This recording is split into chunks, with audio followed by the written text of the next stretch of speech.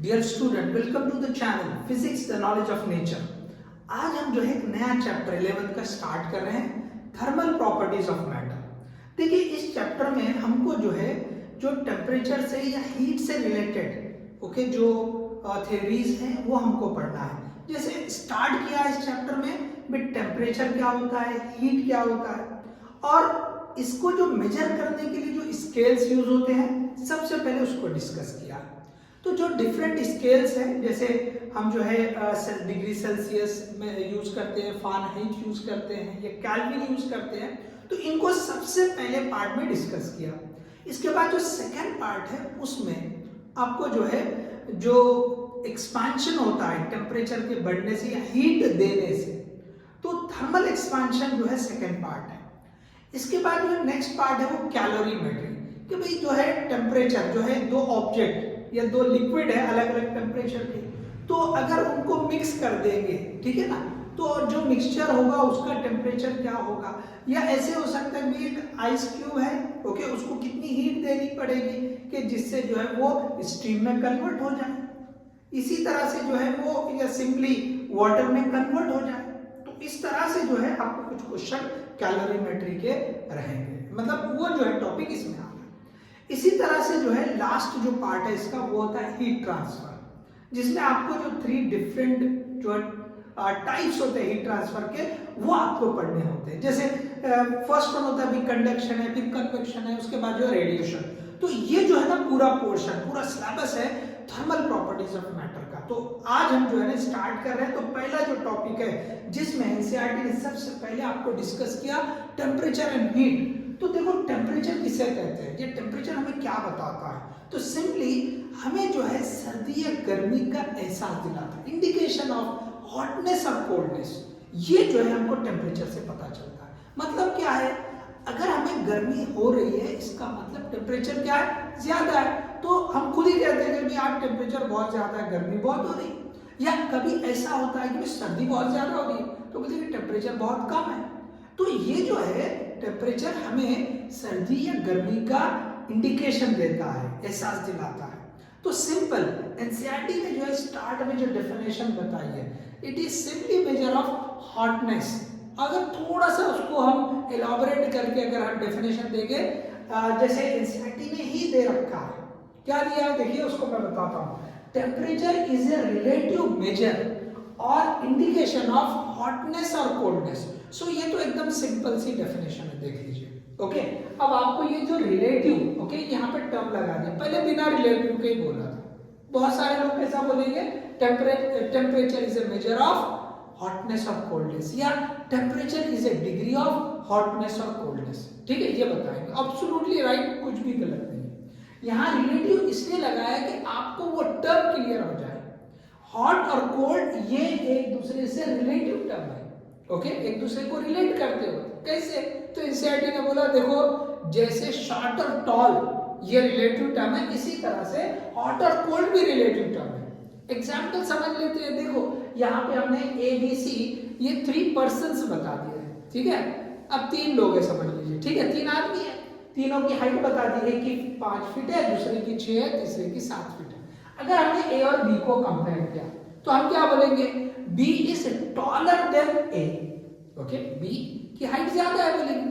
अगर आपको किसी ने बोला कि नहीं भाई आप जो है ना बी और सी को बताओ कंपेयर करके, अब आप क्या बोलेंगे, बी इज शॉर्टर देन सी। समझ में, हम ए से कंपेयर करें तो बी को टॉलर बोले, सी से कंपेयर करें तो बी को शॉर्टर बोले। तो ये क्या है, रिलेटिव टर्म है। इसके साथ रिलेट करके देखें तो टॉलर हो रहा, इसके साथ रिलेट करें तो शॉर्टर हो रहा। तो इसी तरह से अगर दो ऑब्जेक्ट को हम कंपेयर कर रहे हैं, जिस ऑब्जेक्ट का टेम्परेचर ज्यादा उसके हम हॉटर कहेंगे। दोनों ऑब्जेक्ट में जिस ऑब्जेक्ट का टेम्परेचर ज्यादा होगा उसे क्या कहेंगे, हम हॉटर कहेंगे, सिंपली कि भाई वो ज्यादा गर्म है। ओके, तो ये है कंसेप्ट टेम्परेचर का। सो आई थिंक डेफिनेशन क्लियर हो गई। It is simply measure of hotness और कोल्डनेस ऑफ ए बॉडी। ठीक है, तो चलो अब देखिए, अगर टेम्परेचर क्लियर है तो टेम्परेचर की यूनिट भी हम देख लेते हैं। तो यूनिट जो है ना, जैसे एसआई यूनिट क्या होती है, तो केल्विन होती है, आगे डिटेल आएगी। लेकिन हम प्रैक्टिकली कौन सी यूनिट यूज करते हैं, तो मोर कॉमनली हम डिग्री सेल्सियस यूज करते हैं। ओके, देखो ये सेम वर्डिंग है एनसीईआरटी की, तो हम क्या यूज करते हैं, डिग्री सेल्सियस। हाँ, कुछ जगह पे क्या होता है, डिग्री फ़ारेनहाइट भी यूज होता है। ठीक है, तो ये दो स्केल कॉमनली यूज होते हैं, कॉमनली यूज होते हैं। ठीक है, चलो, तो आपको टेम्परेचर क्या होता है ये भी समझ में आ गया, और ये जो है इसके यूनिट क्या होते हैं ये भी देख लिया। चलो, नेक्स्ट पॉइंट दिया है हीट। हीट क्या है, तो सिंपल, हीट एक एनर्जी का ही फॉर्म है। ओके, एनर्जी का ही फॉर्म है। देखो सिंपल लिखा है, it's a form of energy transferred between two और मोर सिस्टम। ओके, टू और मोर सिस्टम। देखो इसके साथ में कि क्या लिखा है, एनर्जी, सॉरी, हीट क्या है, it's a form of energy जो ट्रांसफर होती है किसके बीच में, दो सिस्टम्स के बीच में या दो से ज्यादा सिस्टम के बीच में। ठीक है, देखो ये एक पार्ट हुआ, दूसरा पार्ट देखो यहां तक पढ़ लिया, बिटवीन टू और मोर सिस्टम्स। आगे देखो, और one system and its surrounding. अगर दो नहीं है सिस्टम, एक सिस्टम और उसके सराउंडिंग, इसमें भी जो एनर्जी ट्रांसफर होगी, ओके, ये भी क्या होगी, हीट ही होगी। लेकिन कंडीशन क्या है, by virtue of temperature difference. अगर दोनों में टेम्परेचर का डिफरेंस हो, दो सिस्टम में हीट ट्रांसफर कब होगी, एनर्जी ट्रांसफर कब होगी, जब दोनों के बीच में टेम्परेचर का डिफरेंस होगा। एनर्जी टेम्परेचर डिफरेंस की वजह से जो ट्रांसफर हो रही है उसे हीट कहते हैं, किसी और वजह से ट्रांसफर हो रही है उसे हीट नहीं कहेंगे। ओके, उस एनर्जी को ही हीट कहेंगे जो टेम्परेचर के डिफरेंस की वजह से ट्रांसफर हो रही है। समझ में आ गया, चाहे वो एनर्जी दो सिस्टम के बीच में ट्रांसफर हो या फिर एक सिस्टम और सराउंडिंग के बीच में हो। अब यहाँ पे एक एग्जांपल ले सकते हैं, जैसे एक हमने हॉट कप ऑफ टी ले लिया, आपने एक टेबल पे रख दिया, क्या होता है, थोड़ी देर के बाद देखते हैं कि जो एकदम गर्म चाय थी अब वो थोड़ा ठंडी हो गई। क्यों ठंडी होगी, क्यों कि उस गर्म चाय से हीट निकलकर सराउंडिंग को ट्रांसफर हो गई, सराउंडिंग को ट्रांसफर हो गई, जिससे उसका टेम्परेचर लगभग सराउंडिंग के जैसे आ गया। अब देखिए यहां जो मेंशन किया था टेम्परेचर डिफरेंस, तो टेम्परेचर डिफरेंस पहले था, लेकिन एनर्जी जो है, जो चाय है या हॉट टी है, उससे निकल के सराउंडिंग को चली जाती थी, तो टेम्परेचर उसका कम होते चला गया। और एक टाइम ऐसा आ गया जब टी का टेम्परेचर और सराउंडिंग का टेम्परेचर कैसे हो गया, सेम हो गया। ठीक है, अच्छा एक और एग्जांपल लेते हैं। अगर हमने उसी चाय के बाजू जैसे एकदम गर्म चाय लाके एक टेबल पर रख दिया और हमने एकदम आइस कोल्ड वाटर भी हम उसी टेबल पर रखे, अब आप ऑब्जर्व क्या करते हैं कि थोड़ी देर बाद जैसे हमने देखा कि भाई चाय जो है वो जो गर्म थी ठंडी हो गई, अब जो पानी एकदम ठंडा था वो क्या हो जाता है, नॉर्मल लेवल पे आ जाता है। मतलब हम बोलेंगे थोड़ा गर्म हो गया, पहले के मुकाबले में गर्म हो गया, पहले बहुत ठंडा था, आइस कोल्ड वाटर।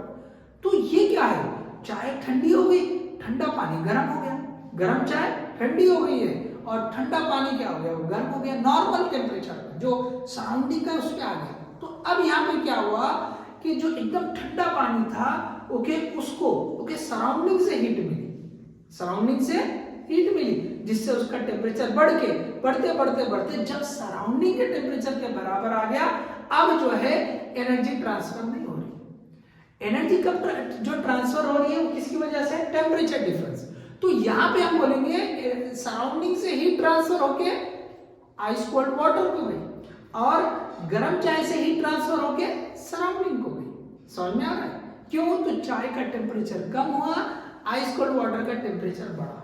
हीट मिलेगी तो टेम्परेचर बढ़ेगा, और हीट किसी ऑब्जेक्ट से निकल जाएगी तो टेम्परेचर क्या हो जाएगा, कम हो जाएगा इन जनरल, इन जनरल। ठीक है, तो अब देखो यहां से एक कंक्लूजन आता है। क्या है कंक्लूजन, तो कंक्लूजन को हमने यहां बताया, क्या बताया, हीट फ्लो किधर से किधर हो रही या हीट ट्रांसफर किधर से किधर हो रही।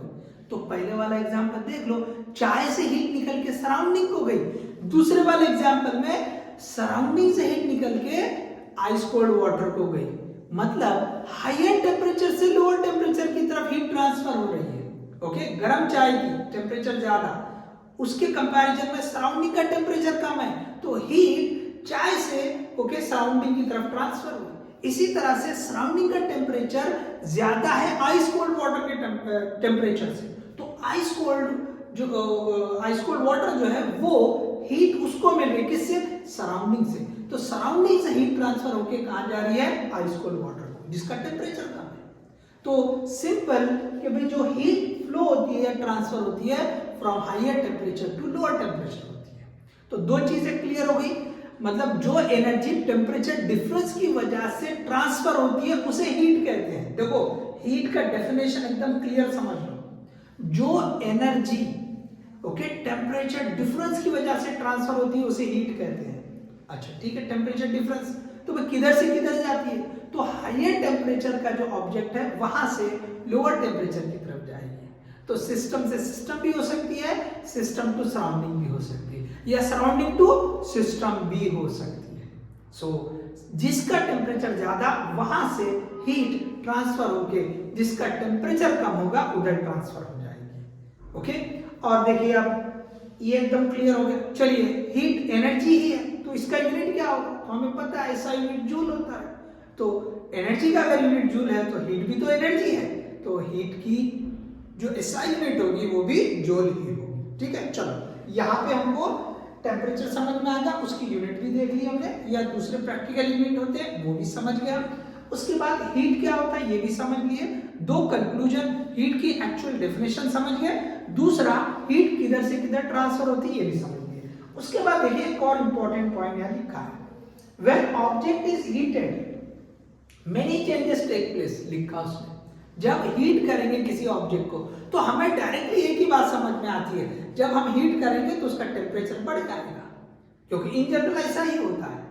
लेकिन याद रखो हमेशा ऐसा नहीं होगा। ओके, ऑलमोस्ट मेनी टाइम्स ये ऐसे ही होगा। तो इसलिए हमने क्या समझ रखा, हीट देंगे टेम्परेचर बढ़ेगा। गौर से यहाँ पे देखो क्या लिखा है, इट्स टेम्परेचर में राइज में लिखा है। ओके, बढ़ सकता है, बढ़ेगा ही बोल के नहीं लिखा, श्योरली बढ़ेगा नहीं, कुछ केस में कम भी हो सकता है, कुछ केस में टेम्परेचर में चेंज ही नहीं आ सकता है। समझ में आ रहा है, याद रखो। तो इसलिए लिखा कि मे चेंज, मे राइज। ठीक है, हीट करने से क्या होगा, टेम्परेचर बढ़ सकता है। देखो इसकी डिटेल आएगी आपको जो है कैलोरीमेट्री में, ठीक है, वहां पर आएगी। तो फिलहाल आप इतना याद रख लो, इट्स टेम्परेचर मे राइज, इस वर्ड को अच्छे से याद रखो। ओके, क्यों, तो इसके ऊपर स्टेटमेंट बेस्ड क्वेश्चन बन सकता है, एसेशन रीजन वाला क्वेश्चन बन सकता है, 2-3 सेंटेंस दे के दे सकता है आपको ये वाला। तो ये जो है its temperature may rise, okay, must rise नहीं होगा। टेम्परेचर हमने हीट करे तो टेम्परेचर कंपल्सरी बढ़ेगा ऐसा जरूरी नहीं है, याद रखो। सो इसलिए लिखा इट्स टेम्परेचर मे राइज। दूसरा पॉइंट ये लिखा इट मे एक्सपैंड, फिर से मैं ही लिखा। ओके, हमें पता है कि टेम्परेचर हम जो है हीट देंगे टेम्परेचर बढ़ेगा, तो उससे जनरली क्या होता है कि ऑब्जेक्ट एक्सपैंड होता है। जैसे अगर हमने दूध जो है हमने स्टोव पे रखा, उसको गर्म करें तो उसका वॉल्यूम बढ़ जाता है, थोड़ी देर में उबाल जो आएगा तो बढ़ जाएगा। या अगर हमने लोहे को हीट करा तो ऑब्वियसली वो एक्सपैंड होता है, हमें पता ही है। ठीक है, जैसे हम एक एग्जांपल अगर आप देखें तो जो रेलवे ट्रैक्स होते हैं, देखो 2 ट्रैक एक के बाद एक जो लगे होते हैं ना, अभी आजू बाजू नहीं बढ़े, एक के बाद एक जो लगे होते हैं उनके बीच में थोड़ा सा गैप होता है इस तरह से। ओके, ये जैसे 2 बार है, ये एक है और इसके बाद यहाँ और ये दूसरी और ये रहेगी, ये 2 के बीच में बोल रहा हूँ, ये तो रहेगा ही रहेगा। ठीक है ना, ये 2 के बीच में, क्यों, तो हॉट समर में क्या होगा कि भैया ऐसे एक्सपैंड करेंगे, अगर यहाँ पे हमने गैप नहीं छोड़ा तो वो तो एक दूसरे को ये ऐसे ढकेल कर जो है ना वो तो टेढ़े हो जाएंगे। ठीक है ना, तो एक्सपेंशन होता है। तो यहाँ पे जो जनरल होता है उसके लिए लिखा, लेकिन साथ में मैं लिखा इट में एक्सपैंड और चेंज द स्टेट, उसकी स्टेट चेंज हो सकती है। तो ये आप अच्छे से समझ ले कि भाई इसको जो स्टेटमेंट बेस है उस तरह का क्वेश्चन बना के दे सकता है। तो इसकी क्लैरिटी रहना, ओके, इसको इसलिए मैंने लिखा है खास तौर से कि आपको इसकी क्लैरिटी रहे कि आपको concept based okay theoretical question जो है इस पे बन सकता है। तो देखो ये जो इंट्रोडक्शन था इसमें मैंने जो है 2 पॉइंट्स को अच्छे से कवर कर लिया है कि भाई टेम्परेचर क्या होता है और हीट क्या होता है। तो पहला पॉइंट यही था। अब देखिए इसको आगे बढ़ाते हैं। अब इसको आगे बढ़ाते इसमें क्या दे रखा है नेक्स्ट, तो आते हैं वापस हम जो है ना इस टॉपिक पे टेम्परेचर। तो अब टेम्परेचर की बात कर रहे हैं तो टेम्परेचर मेजरमेंट की अब बात होगी। ओके, टेम्परेचर मेजरमेंट की बात होगी। तो चलिए आप पहले इसको जो है मैं पॉज करता हूँ, आप जो है कॉपी कर लें। ओके, चलिए आप पॉज करके सॉरी कॉपी कर लें। ओके, हम जो है नेक्स्ट टॉपिक देखें।